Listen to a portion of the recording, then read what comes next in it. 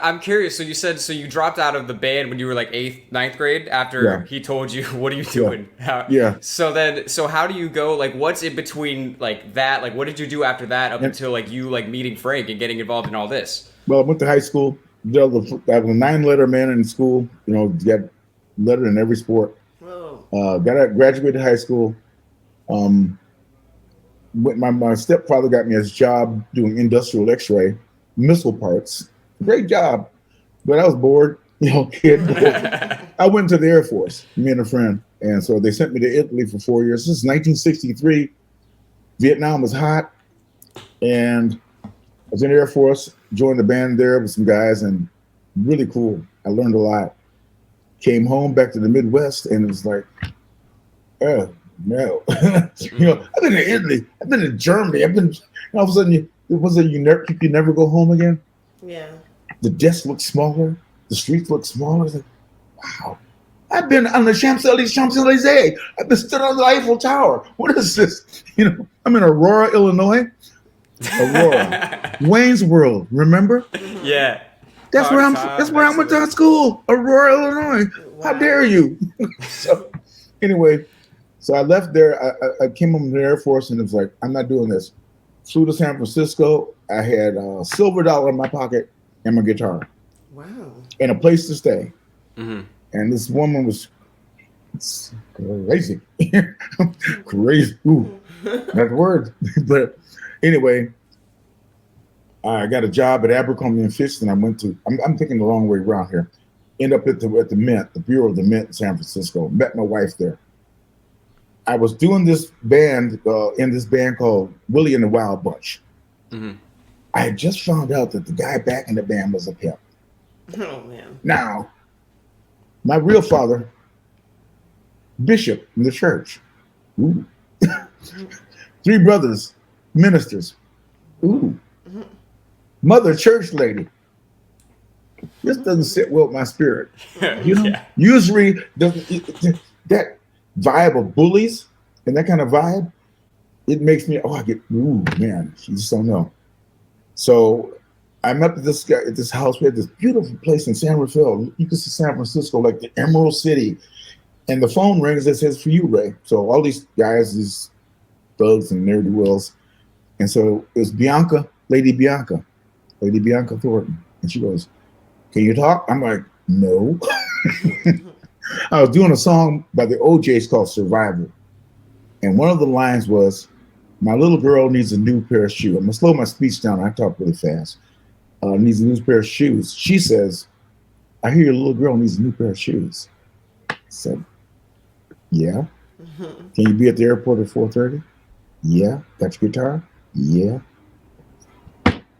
Gone. Flew to LA. She tells me he's going to test you on this. And she sings this strange line. I'm like, what is this?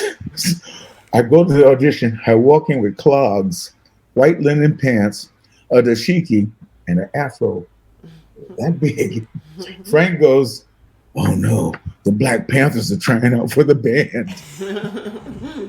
I don't know who he was. Okay, back up. A week or two before that, a friend of ours had invited me to his house. He lived in their projects. But his father was the head of the EOC in San Francisco. He didn't need to live in the projects. He wanted the experience. Hervey, if you're listening, you know it's true. Anyway, he puts on moving to Montana. And I was like, I'm looking at the wrong place. The camera's right here. I keep wandering around there. I keep like you're in the room. But so I'm like, this is the craziest white man in the world. I go to LA, it's him. He plays this line and he goes, play this line. I looked at it, he goes, real arrogantly, he puts a cigarette in his mouth and goes, watch my fingers. I'm like, watch your fingers. Excuse me, I gotta put my, yeah, there you go. Now I got symmetry. Okay. But I said, I don't want to see your fingers. And I turned my back. I said, play it. He plays it. I play it by ear. Nice. His manager goes, his mouth went. And I'm like, cool. Can you sing? I said a little bit. And so, City of Tiny Lights, show him the song, hit it. The manager immediately comes and gets me and walks me across the floor, telling me about the money, no drugs and all this stuff. I'm like, the guys are still trying out behind me. The gig is gone. Right. But I was in Frank Zappa's band. Went to his house that night, and he was talking. After we talked about doo-wops and stuff, floor full of albums, all with conch. You know what a conch is? The straightened hair. Mm-hmm. Like look at the '50s pictures of old groups. They got their hair straightened and the pompadours. There's one called a Tony Curtis. I wore that one. I'm sorry, but yeah. You know, you put that stuff on your hair till your head burns and it's ready. Ready? I'm dying here. But went to his house. Went back to San Francisco, and guys were like, "Who are you playing with?" I was like, "I mean Frank Zappa." Frank Zappa. The hell's going on? Zappa. And they talk. What is going on? Who is this dude? Fast forward, I'm at Burbank Airport, getting ready to fly back to San Francisco after some rehearsals. George Duke walks up and goes, "Ray White, how does George Duke know my name?" George Duke goes, "Ray White," and I went, I'm standing there. Have you ever read Hitchhiker's Guide to the Galaxy? No, but that became a movie.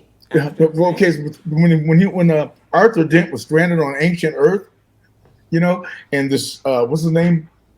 Oh, Wildbanger, the infinitely prolonged. He lived forever. So his mission was just, I have nothing to do. I'll go from planet to planet and from solar system to solar system and just insult people by name. He's got a scroll of all the people in the universe. And that's his gig. He lands. Arthur Dent hasn't seen or spoken to anybody in years. So he's like, the guy's like, "Arthur Dent?" He goes, "Yes." "You're a jerk and a knee biter." He gets back in the ship and he's lifting off. Arthur needs a ride, but he can't talk. He hasn't used his vocal cords. George Duke, me, I can't talk. He's like playing with Frank. I went, "Yeah." He goes, "Crazy shit, huh?" "Yeah." And he walks away, and I'm like, "But Masked Man, I want, who is the Masked Man?" You know, the Lone Ranger. Lone Ranger never stops for hellos and thank you. Lone Ranger always just on his horse, rides off into the sunset. You know. Wow. But it was a cool time, you know.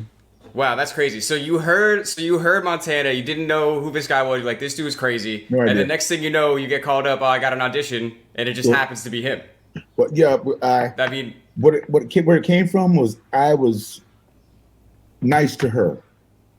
Right. She was in a relationship that was, you just don't know, kind of stuff that women have to deal with, and especially then. And I was upset with this person she was with, because he would put hands on to the point she would almost get a contract, be ready to go do his contract, and he would beat her up, stuff like that. Didn't want to be left behind. She got the gig with Frank. He followed her jumped on the crew bus, and she had to lead the band. But she called. I was kind to her because that's who I am. I wasn't kind to her to be kind to her. You see what I'm saying? Yeah. You don't just start stomping on people. I don't have that mentality, So she remembered me, suggested me to Frank. I thank her to this day. Lady Bianca. Yeah. She's got a voice like you would not believe.